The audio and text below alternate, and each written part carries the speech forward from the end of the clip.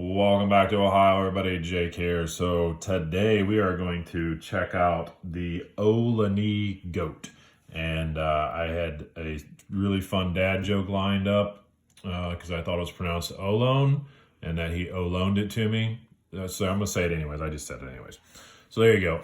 But it is not. I looked up the specs on it on their website. They very specifically note that it is pronounced Ohlone after a Native American tribe. So this knife in general, again, donated to me and loaned to me by JD over at Shadowborn Hanks.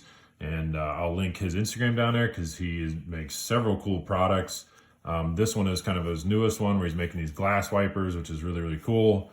This stuff on the back here is so super soft that I honestly can hardly feel it because my fingers are rough enough. But he's got some voodoo going on and these things work really well, even if you're just going to use it to wipe off a blade or whatever.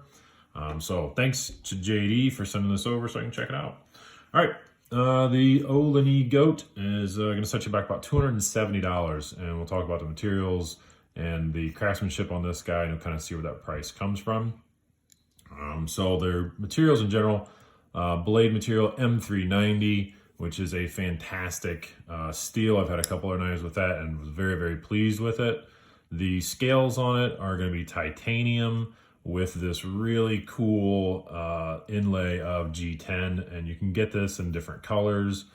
So just kind of make it your own. I believe they just call this one a crimson red.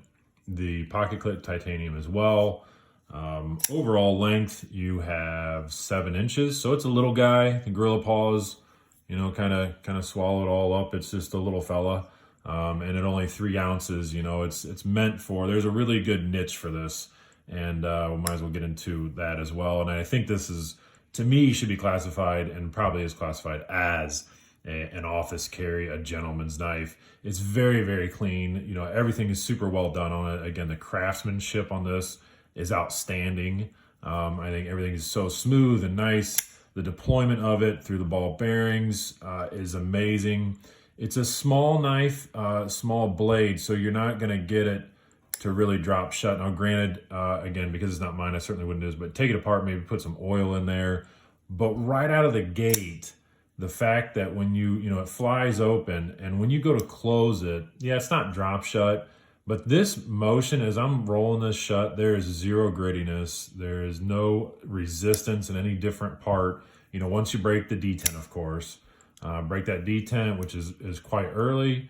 It's right about there. Break that detent, and then it's so smooth, I was really, really impressed with that because the entire motion is nice and smooth. There's no extra resistance along the line. So that's cool. Opening it, you really got to try. Even it's smaller, but even you really have to try to sort of fail this thing.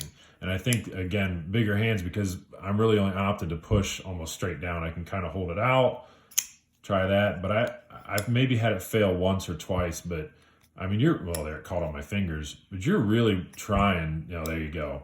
You really got to make sure you're trying to make it fail. It's great detent on it. It is a liner lock. Liner lock. It's, frame lock, right? Because it has that little inlay on it. I guess I would call it a frame lock. It's the entire scale. So I'm going to go with frame lock. Lock up on it's really nice. Because it has this inlay on here, it's a reason I'm able to use this. I have a hard time with standard frame locks because where I have to lay my hands, especially on smaller knives. So because they have that inlay, though, I can use this quite nicely. And again, deployment's great. Going into the craftsmanship even farther, one thing I definitely will point out is this inlay is done so well. You cannot feel this transition at all, and I find that to be absolutely amazing. If you just close your eyes and rub your finger on this, you wouldn't even know that those are 2 different materials. And so I give them a lot of credit. That's amazing. You can't even catch your fingernail on it. So I think that's super cool. Blade shape, the overall design of this thing, very, very clean lines all the way through.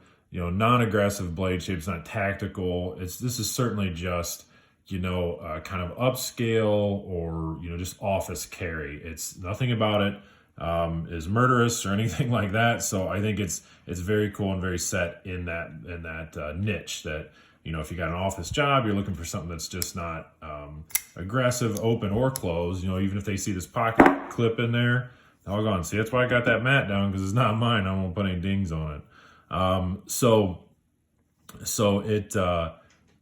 It's just a super clean looking knife. That's really about it there. So great craftsmanship, great materials. The overall design of it looks really great. It's nice and sleek and slender. They give you a little bit of a palm swell here. Again, for me, I can only get about 3 fingers on it. But does that mean I couldn't use this knife? Certainly not, especially if you're in an office setting, cutting some tape, whatever, opening up packages, opening up mail, something like that. If I wanted to kind of choke up on it, it'd look something like that where it almost disappears in the gorilla paws. They do have a nice, I'm going to go with sort of just a sharpening choil. I don't know that you could really get, just maybe your fingertip if you're going to do some harder work with it. But regardless, again, this guy I think was perfectly designed to be just your dress-up knife, office carry fancy knife. So let's put some comparisons out here and we'll move on with life. So the Buck 112, that's a very, very cool comparison to me. This is kind of that same design. We'll bring out another smaller guy, the Native 5. Well, that's about almost even. And that color is pretty close too. That looks pretty cool together. And we'll finish up the other small knife, I guess I would call it my small knife. The Rat 2, again, that's lined up pretty nicely as well. Yeah, that's almost the same. That's pretty cool. And just for having a bigger knife, old Rat 1, there you can tell that's a lot bigger. Yeah, totally different uses, between here and here, what they're designed for. So, I think that's about it. The Ohlone Goat, go check it out, about $270. Again, thank you to JD for sending these over, those 3 knives for me to check out. It's always very, very cool. And one thing that I love about this community is just how, forward thinking we are as far as, helping out everyone else. And so that's really cool. All right, guys, by all means, go out and promote some positivity and let's do it.